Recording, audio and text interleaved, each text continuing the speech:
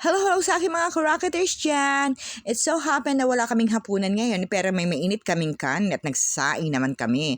So naalala ko yung napanood namin sa TikTok, yung trending sa TikTok na yung rice, nori, tuna, cheese, ano pa ba? At saka, ayan, mayo, na nilagay nila sa kanin. So, ginaya natin. So, may kaming kanin dito. So, nilagyan ko at nakita nyo, binuksan ko ang isang lata ng tuna. And then, ito, bubuksan ko rin isang sachet na o pouch ng mayo.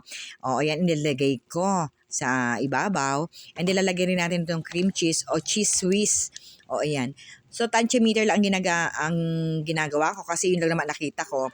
And then, makikita nyo rito na pero busong pero parang lamutak na. Para mga itsurang hindi nyo makakain. Pero ito try natin kasi napanood ko sa kanila. Sarapang-sarapan sila ng kinakain nila ito. So ayan, hinalo-halo ko na. Oo.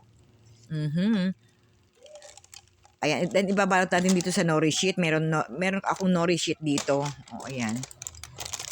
And then buksan natin itong ating nori na to.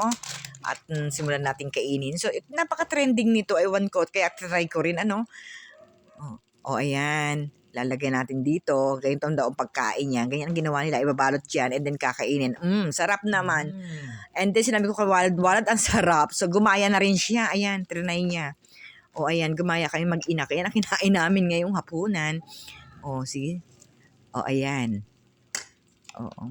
So, meron siyang familiar taste ha. Kung nakatikim na kayo nung baked sushi, ganun siya. Yun nga lang, hindi siya binake. Ganun siya ka. Masarap siya talaga. I-try nyo. Oo.